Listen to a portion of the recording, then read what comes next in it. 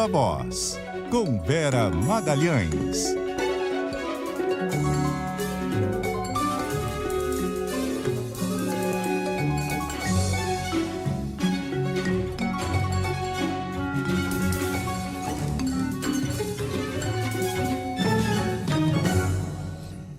Vera Magalhães, nas telas, no áudio. Tudo bem, Vera? Oi, Sardenberg. Boa tarde para você, para Cássia, para todo mundo que nos ouve e nos assiste. Boa tarde, Vera. Bom, temos dois temas aqui. O primeiro, a questão dos 100 dias do governo Lula, né? Que janeiro, fevereiro, março é dia 10 de abril, por aí, né? E parece que não tem muita coisa, né?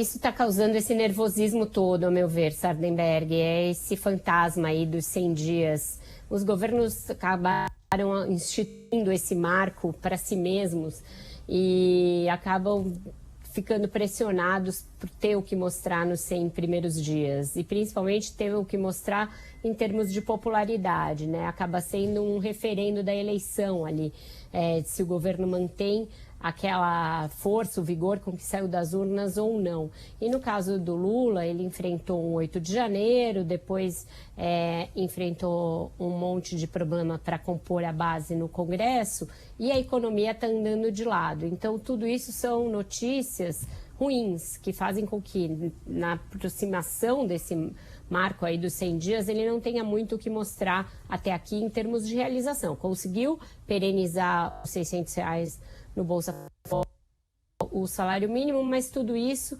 ainda sem conseguir levar o que ele queria, os juros a baixarem e, portanto, a economia a ganhar um dinamismo, a ganhar a expectativa de que vai voltar a crescer.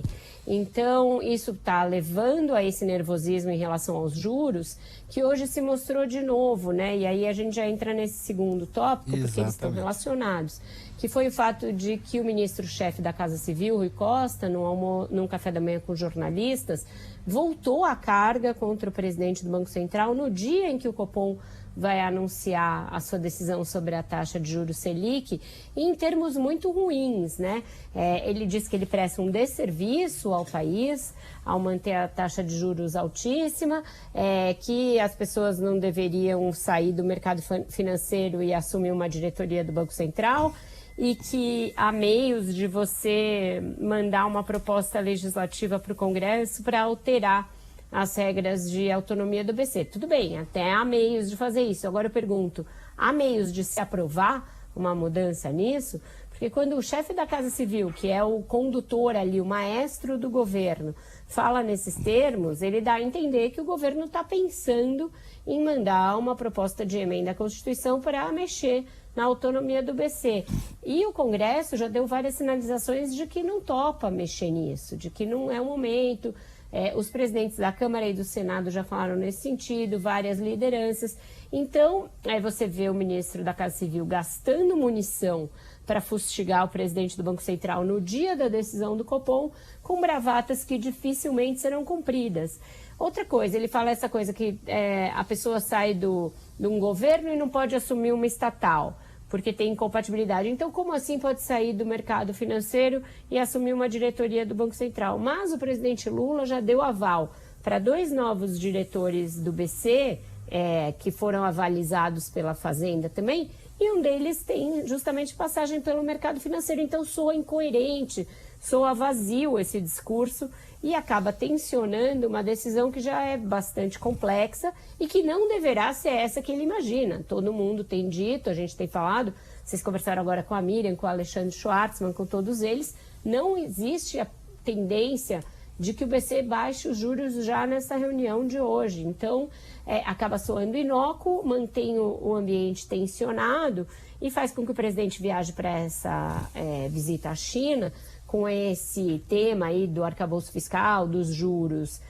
altamente convulsionado, e que na volta, que já vai se aproximar desses 100 dias de governo, a gente esteja aí beirando uma crise, possível crise entre a Fazenda e a Casa Civil, entre várias instâncias do governo, o que não é nada bom, né?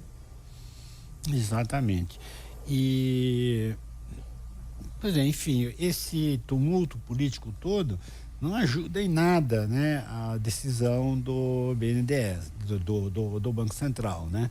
Você pode até abrir uma discussão técnica, mesmo uma discussão política e tal, mas você partir para um ataque assim tão virulento não ajuda em nada, né? Dizer que o presidente do Banco Central está equivocado é uma coisa, dizer que ele presta um desserviço à população e que faz isso meio que para atender interesses de banqueiros e tal, não faz sentido, né?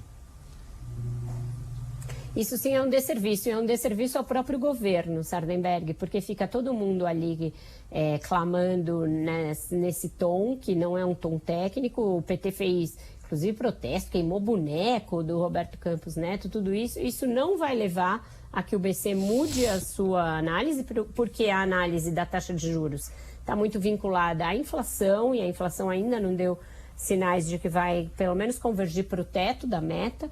E aí, com isso, fica se chovendo no molhado nessa questão da autonomia do BC, sem criar condições mais tranquilas para que o BC possa sinalizar finalmente para a queda de juros, que é algo que eu acho que todo mundo deseja, todo mundo tem aí um consenso de que seria melhor para a economia uma taxa de juros menor, mas ela tem de se dar dentro de um ambiente de conformidade, em que a inflação não vai estourar, em que o fiscal não esteja absolutamente descontrolado, e é com isso que o governo deveria se preocupar, em atuar para ajudar a autoridade monetária a começar a baixar os juros, mas não é isso que tem sido feito. E o pano de fundo é político, como você disse, tem uma disputa aí pela agenda econômica, e agora o ministro da Casa Civil cada vez mais se colocando abertamente como um antípoda, um adversário praticamente do ministro da Fazenda. A gente já viu isso em governos passados, essa tensão entre Fazenda e Casa Civil, notadamente no governo Lula I, com Palocci e Zé Dirceu. Acabou que os dois saíram fustigados e nenhum dos dois foi o sucessor do Lula. Então também o passado deveria servir de ensinamento para não se repetir alguns erros, né?